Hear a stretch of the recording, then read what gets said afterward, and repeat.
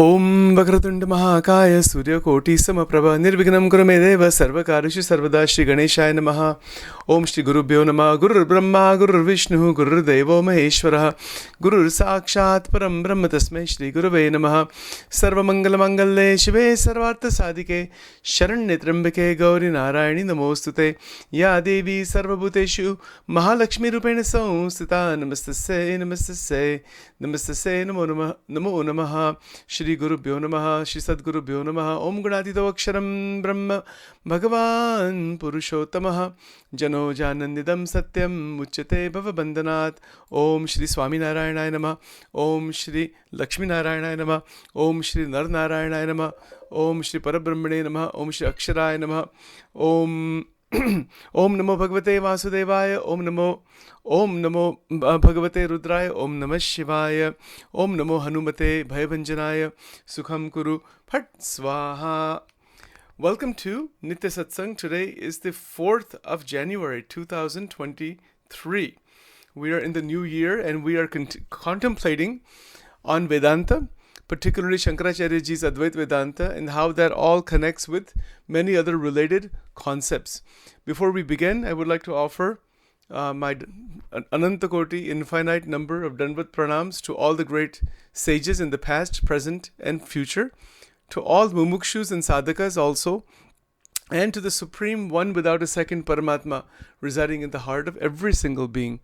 With that prarthana and request for blessing from all and from God, we are continuing to explore what is Anthakarna. You know, we have been talking about the 9 forms of Devi, we have been talking about the chakras, we have been talking about Vivek Chudamani. Just to be very clear what Anthakarna is, Anthakarna, we talked about Ahankar last time. Anthakarna is what generally in Western psychology and philosophy is called mind. You know, so mind is something that grows and develops. And that growth and development can be healthy or it can also not be healthy. Right? So just as the physical body is growing and developing, we know that many children are born and then they have defects and problems, physical health problems people have all throughout the life, all different kinds. Similarly, the mind, which is called Anthakarna, the mind is also that which grows. It is not something that is just, we are just born with the mind and then it doesn't develop further. No. We are born with a brain, but the brain is growing also. So the brain is growing, along with that the mind is growing. So the multiple disciplines in the various sciences give us many views on the function of the mind, how the mind functions. And this is where Vedanta intersects with the sciences that are there today. So when we consider the functions of the mind, let me see if I can put this up here. This ahankar, buddhi, manas, chitta, this division is a beautiful way to understand the functions of the mind, because that's what it is. It is a certain function. The ahankar has a certain function to possess, that this is me. The buddhi has a function to decide, okay, what should I do, what shouldn't I do? Let me analyze, let me think over. It has a function. And this is all part of the brain also. And these functions are developed over time. The manas is what? What is its main function? It is to think. It is the thinking ability. But we can also say emotion. Emotion and thinking is part of that. And then the chitta is the whole storehouse of massive memories. So that also has a function. Why is this storehouse there? We know from our life that we have so many memories right from childhood. But we don't have memories of past lives. Sometimes people remember something from past life. Some children remember, and those incidences are there. But we don't know that. So the Anthakarna is a instrument. And it grows and develops in many, many different ways. So for example, the field of neuroscience it informs us, it shows us how the brain's functioning is associated with mental processes such as memory and perception. Our brain functions, it is a physiology. Brain function is called physiology. The physiology of the brain, meaning the function of the neurotransmitters and the synapses inside the brain, is called neurophysiology. So the function of the brain changes radically. It changes profoundly when we start approaching the Atma. Now, how does this happen? And what is the change in the function? The Ahankar begins to function in a very different way. Vedantic masters from ancient times have stated the Ahankar that is limited to the body, to the mind, etc., it now is identified with vastness, the infinite awareness. That I am that infinite awareness. I'm not this small, limited being, meaning the mind is evolved. It is an evolution. The Ahankar actually grows. But be careful when we use this word. It doesn't mean that one becomes more egotistical. It grows out of its limited function. And this is where the brain chemistry changes. The connections between this spinal cord and the brain, they begin to form in a very different way. Those special connections bring the brain and the spinal cord to its maximum capacity. It comes to maximum capacity when the internal limitations of raga and dvesha, likes and dislikes, and the limitations of that we have all talked about, those things disappear. In another language, we can say sadhu tana gun, saintliness, openness, patience, dheeraj. Dheeraj means patience. So many ways to describe ekantik dharma. Ekantik dharma that is written in Vachanamrut, it is a change in brain function. 100%. Bhagavad Gita is a change in brain function, change in brain physiology. So neuroscience informs us about the functioning that is associated with mental process. Process is going on. Neuroscience studies how does that process work.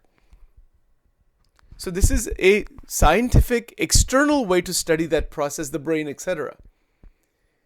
The rishis, the gurus of the past, the rishis of the past and today, they are studying, they are students of the nature of this Anthakarna. These are two approaches to study. One is the neuroscientific approach, using brain scans and using different tests and all that. Animal experimentation is also done. But the other approach is to start meditation, dhyan. Bhagwan ke saath jodna. Once we begin to connect with Paramatma, the awareness of what is Anthakarna begins to occur.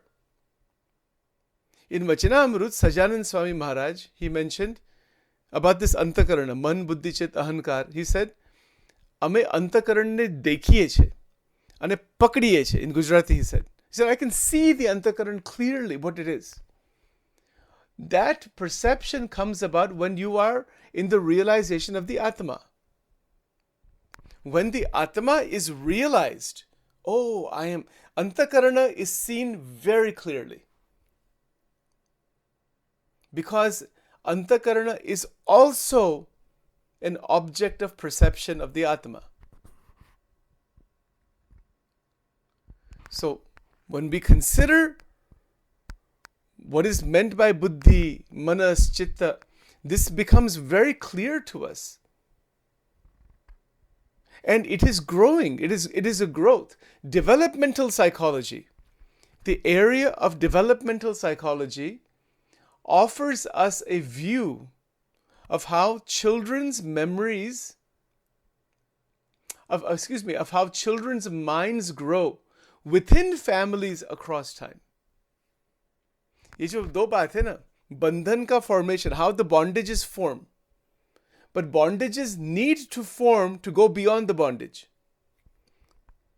If there is no formation of the child's mind growing with the sense, this is my mother, this is my father, this is this is that, all that has to be there.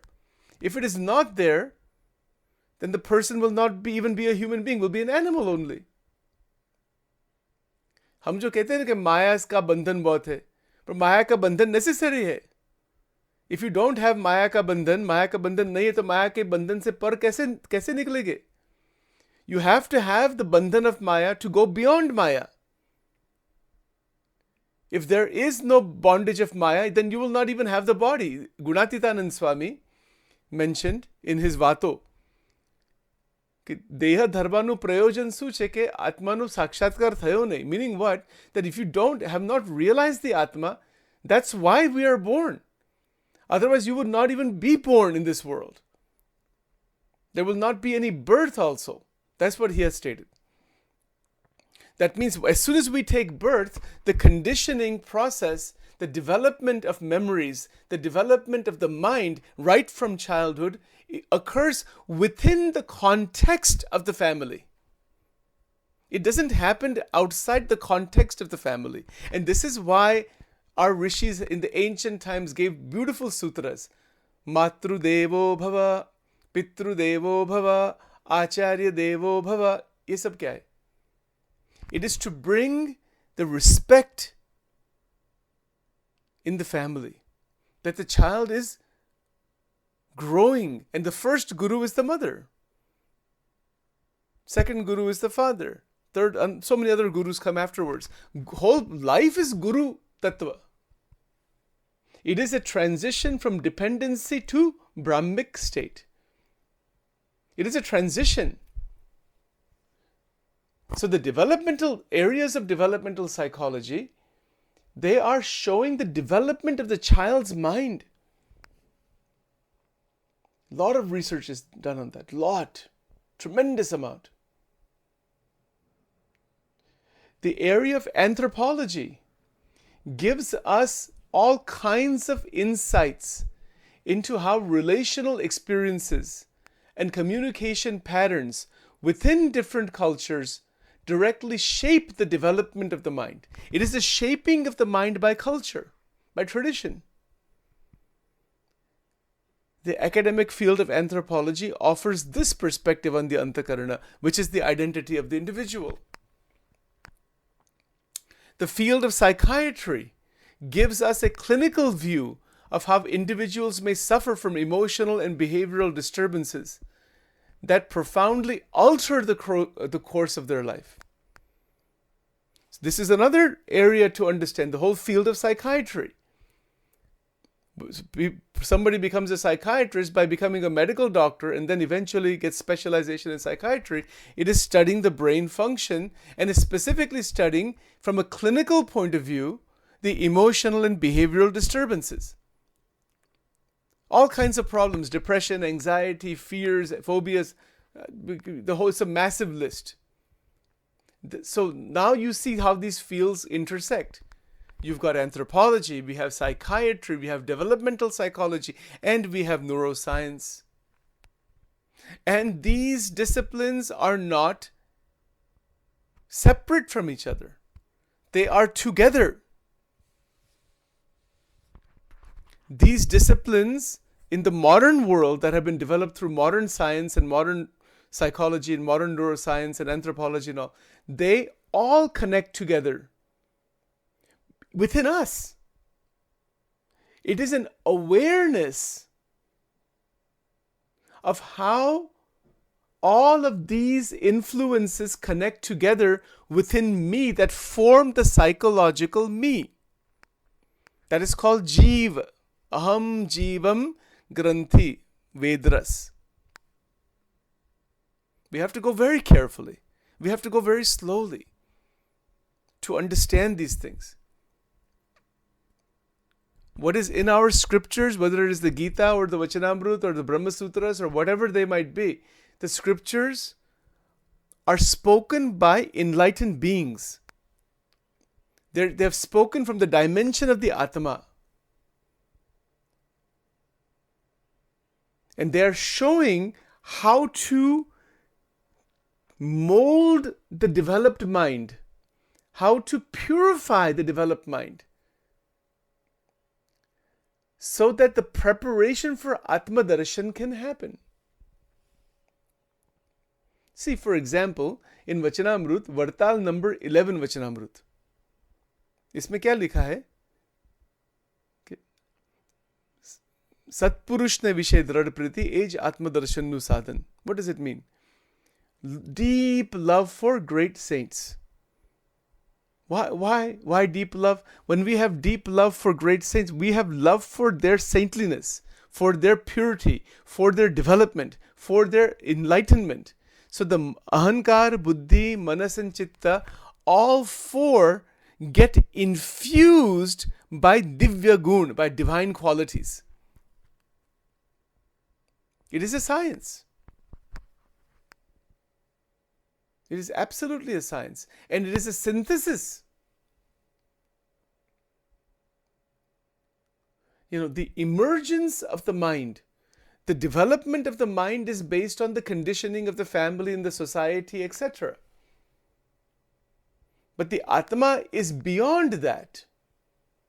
Atma is not conditioned by all of these things.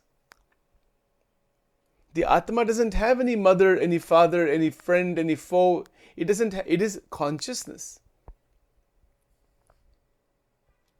So the realization of the Atma is possible when we recognize the nature of our own internal world.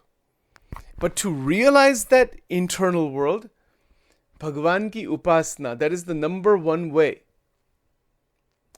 Jitna connection Paramatma ke saath hoga, to that extent, in dhyan, in meditation, we see, oh, my mind is going here, my thoughts are going here, this is part of my chitta, etc. And the bondages disappear. In Gujarati, Gunatitanand Swami mentioned, Jo khare kharu gnan thai to maya na pech manave. With one sentence. What a sentence that is. Once you have the real pure Gnan from inside, you see very clearly what is Anthakarna, what is the causal body, what is Vishaya Vasana, you see conditioning, and you say that is not me at all. That is called Karek Karu Gnan. Who am I? Know thyself. And who is God? But Bhagwan kaun hai? Bhagwan kya hai? When we realize this, or jo Sant ki sthiti kya hai? When we realize this, it is a realization. So the holding of Maya, meaning what? The Maya that is engulfing, Maya na pech. Pech means what? It's like you're just, it's held inside Maya. It will not happen like that at all then. You'll be released. It is a release. It is a release from the clutches of conditioning, as per J. Krishnamurti. It is a release from the clutches of aham mamatva. It is a release from the clutches of raga and dvesha. Totally it is a release. It is an actual release. And that release is such, there is no burden left on the mind. Mind is very open, very pure, very clear, like a flower, like a childlike mind, childlike simplicity. Very innocent, very beautiful, very open, very, very beautifully connected with others. It is a mind that is filled with the fragrance of love. That love is divine love, divya prem. This is what we want in our life. If we don't have this in our life, people die one day just like that and reborn again. No, we can live, we can develop the mind this way. We can develop the mind further through satsang, through adhyatmic contemplation, and develop it so that our internal energy structure that is inside the mind is very, very steady and remains intact. We have so many joys and sorrows. That's because we are not in a balanced state where these joys and sorrows are the expression of the outcome of the function of our brains.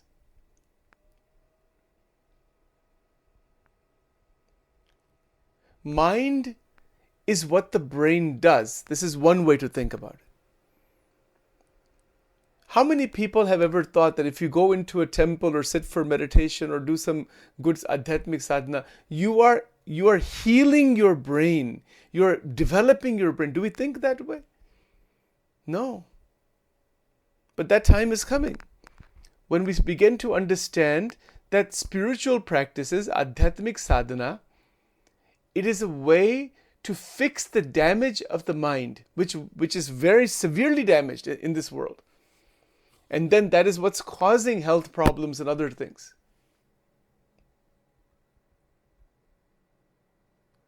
We become very in tune with our emotional world and our thinking world. Oh, this is my emotional world. This is my cognitive world.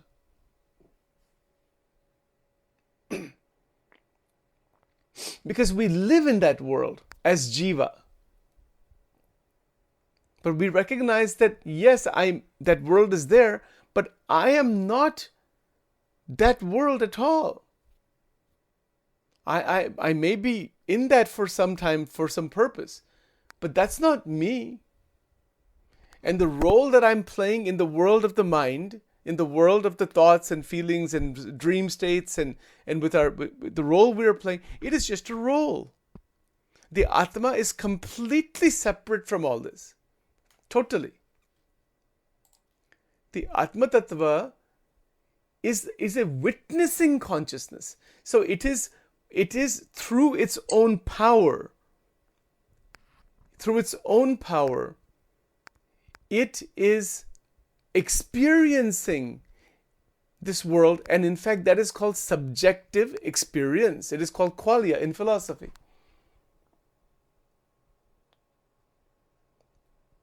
That subjective experience is what Vedanta is asking us to see clearly. Oh, okay. Somebody said something to me. What is going on inside? I become curious. How can I stabilize the reaction? What's happening inside? Am I taking it so intensely personally? What is the impact on the mind by the external interaction? That awareness is a meditative awareness, which is what we call choiceless awareness. And that choiceless awareness is one aspect of the Atma Darshan. In Vachanamrut, there's a discussion between Brahmanand Swami and Sajanand Swami about Atma Darshan. And Maharaj has explained there that as you progress towards the Atma, you get glimpses of the Atma. There are glimpses of the Atma, and then that will eventually lead to Samyak Atma Darshan. Samyak Atma Darshan means the full Atma is realized. Oh, I am this divinity. I am the Brahman. So choiceless awareness of subjective experience, which is our first person direct experience, allows us to open the doorway through satsang and bhajan, bhakti, etc. into the Atma. It is a doorway that opens into the Atma Darshan. And the very evolved saints and sages throughout the world, wherever they may be, they have done this. And their life is brimming with spirituality. उनके दर्शन से ही हमारा मन शांत हो जाता है. उनके दर्शन से we want to just bow down to their feet. इतनी स्थिति है, इसको स्थिति कहते हैं. ये बहुत बड़ी बात है. It's a very big thing. Very, very, very big thing. Most humanity is stuck in the layer of the Anthakarna and is completely engulfed inside the Ajnana. What is the Ajnan? That this Anthakarna is me. No. Anthakarna is not you.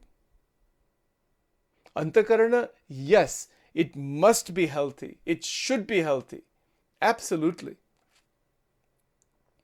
The brain, the Anthakarna, the body, all have to be healthy. But when we begin to inquire that I want to be out of disturbance, we recognize disturbance, it is called vikshep. I don't want any disturbance in my life. How many people say that? They say all the time, I want happiness, I want joy, I want freedom. Everybody wants freedom. Even a drug addict, a gambling addict, a sex addict, or a thief, or a criminal, they are looking only for one thing, that is mukti and freedom. They're looking in a direction that is binding them. They're looking for the right thing in the wrong place, using a wrong method. Every Jivatma is wanting only one thing, that is akhanda ananda, continuous joy. But to reach that continuous joy, when we have a human body, we have a very special opportunity to utilize the Anthakarna and maximize its power. Maximize its power through bhajan, kirtan, manan, chintan, जिसको हम अखंड सत्संग कहते हैं. अखंड वृत्ति, भगवान के स्वरूप में अखंड वृत्ति, अखंड मनन चिंतन. ये वचनामृत का स्टार्टिंग में ही this is written, Karada Pratham 1. And when we are evolving that way, that is the real highest possibility of the Anthakarna.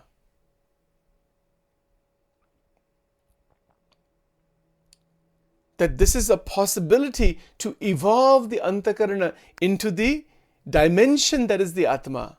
And within the Atma, Bhagwan Paramatma resides as Antaryamin.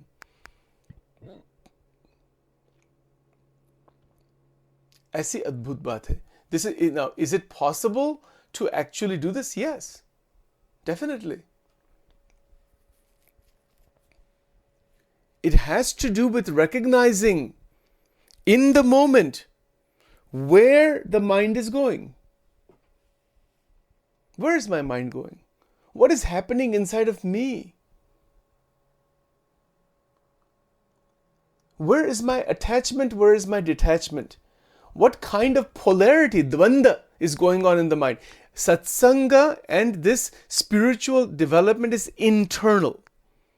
The external, whether there are big programs going on outside, temples outside, rituals outside, scriptures outside, gurus outside, everything that is outside is meant for the internal development, for the inner journey into the Atma. If we forget the inner journey, it all becomes externalized. And that is okay. That brings about sanskar. It brings about a certain impression in the mind. But we have not taken it further. And then there's every chance of getting caught up in competition and all that. It's a pettiness. Religious competition. Sounds ridiculous to say such a thing. One temple versus another, one group versus another, one religion versus another. ये सब क्या है? ये सब अज्ञान है. There's nothing to do with spirituality at all. Spirituality begins when we recognize the interconnection of all, take good things from all, respect differences, and discover the doorway into the Atma. And if we don't do that, it is just another worldly activity. So to prevent that from happening, the rishis from ancient times have given this proper guidance. Man eva manushyanam karanam bandhamokshayoho. Amrut Bindu Upanishad. Amrut Bindu Upanishad, we looked at it before. Mind is the cause of bondage. Mind is the cause of liberation. But what is bondage and where is my bondage? Sachin has to see where is Sachin's bondage. Nobody else can see that. Yes, maybe enlightened great saints, they have some power. They can see where you are in your path. That's true. It is my responsibility to see where this mind is bound and limited and destroying its own power and getting caught up inside its own vortex. See, we talked about the development of the mind within the family. Developmental psychology looks at that very clearly. But the Atma doesn't have any family. The Atma has gone through, as the Jiva, thousands and thousands and thousands of mothers and fathers. Not to mention all the other species. If we look at the words of enlightened beings, Bhagavad Gita में क्या लिखा है, रामकृष्ण परमहंस ने क्या लिखा है, सजानंद स्वामी महाराज ने क्या लिखा है, बड़े बड़े संतों ने क्या लिखा है, have they just written these things out of some imagination? No. They have written out of their realization, not imagination. People who are writing out of imagination, that is poetry and that is just a fictional writing. Okay, that's a different matter. But realization, अनुभव वाणी, वो बहुत अलग बात है. And when they are saying that the Atma Tattva, Jiva Tattva, the Jiva in the form of Jiva has gone through millions of life and death cycle, Garada Pratham number 7, Jivanu Anvay Swarup, has gone through birth and death, birth and death, birth and death. How many times? Nobody knows. Infinite number. Anadi. Anadi Kaalti Jeev Maya ni andar fase ho. Any andar is inside from beginningless time. But we have an opportunity to awaken completely into the Vetirek Swarup. Vetirek means what? I am the consciousness, Atma Satta Rup. I am free from the entanglements of the Anthakarna. And so one doesn't destroy the Anthakarna. One uses the Anthakarna through the freedom of the Atma. That utilization of Anthakarna means what? When we speak with others, we speak without bondage. When we listen to anything on the outside, we listen with the freedom that is the Atma. There is no sense, there is no karma created in Atmic consciousness. In Vachanamrut, the way this is written by Maharaj, beautiful language, इतना अलौकिक शास्त्र है वो, अनंत कोटि. हम मेरे मन में बहुत आता है कि इसका वचनामृत जो है तो मेरा हार्ट का एक पार्ट है. इट्स लाइक इसका अनंत कोटि दंडवत करेंगे तो भी कम है.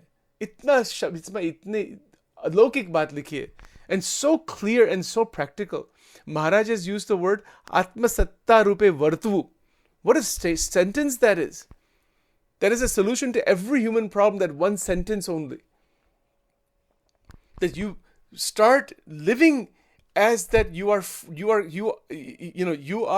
living with the consciousness that you are the Atman, different from the three bodies and all the reactions there. Therefore, in every situation, you are an unbounded, liberated mukta.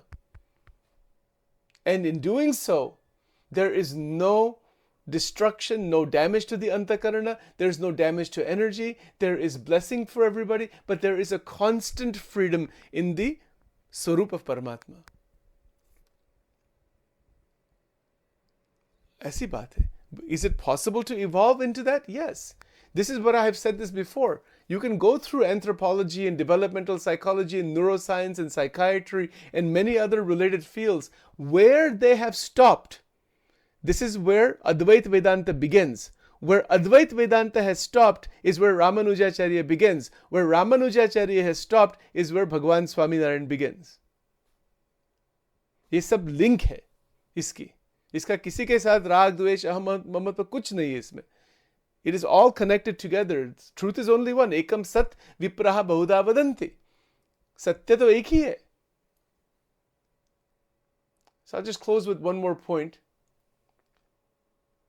There are many facets of the Anthakarna.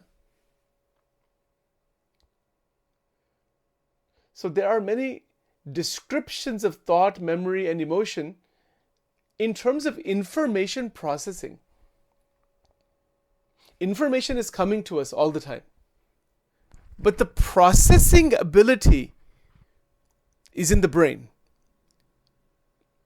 So that processing occurs. Now this is interesting. What does Vedanta say about this information processing that occurs? Vedanta is teaching us, yes, information needs to be processed. It can be processed in the meditative light of reflection.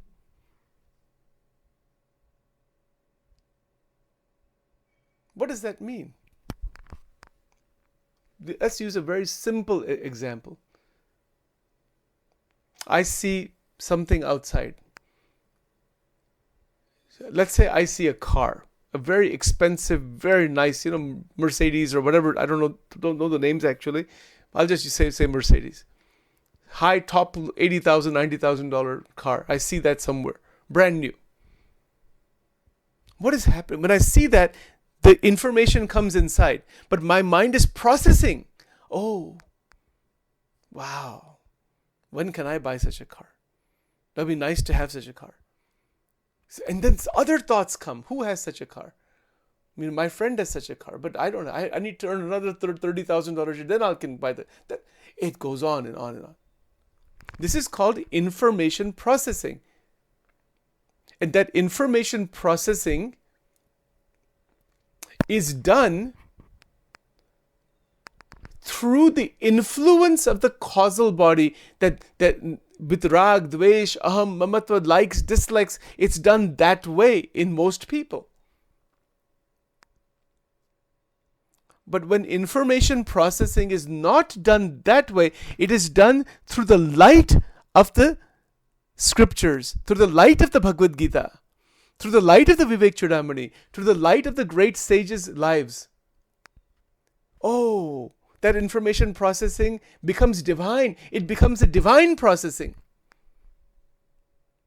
Now you see a Mercedes car, immediately the shlok pops up in the mind. Samaloshta Ashmakanchanaha, Bhagavad Gita. Okay. No rag, no dvesh. It has a certain existence in the material world. Sachin's joy is not because of that car. If it is available, no problem. If it is not available, no problem. If I have to sit in the car, beautiful, Ananda is there. If I have to sit in, have to walk to my destination, koi baat nahi. That equanimity becomes available for us when we utilize information processing ability, which is a facet of the mind, through the light of Bhagavad Gita. The words of the Gita, the words of Vivek Chudamani, the words of Vachanamrut, these are not just words on the outside. They need to come inside. Once they come inside, we begin to live our life and perceive the external world and all of our experiences through that divine light of these Shastras and of the Gurus that are all inside of us. And once we do that, once we are in such a state, then we are able to interact with enhanced cognition. We're able to interact with extended interaction. We're able to live in this world where Bhagavan is with us all the time, where the great sages are with us all the time. The Gita is not outside anymore. Vachanamrut is not outside anymore. The forms of God are not outside anymore. They are inside all the time. And through that, one lives, and this is called एकांतिक स्थिति. इसको भागवत धर्म कहते हैं. इसको क्या कहते हैं? इसको ब्राह्मी स्थिति कहते हैं. इसके बहुत अलग अलग शब्द हैं. So we will stop here for today. We have to stop here right now because there's a 8:30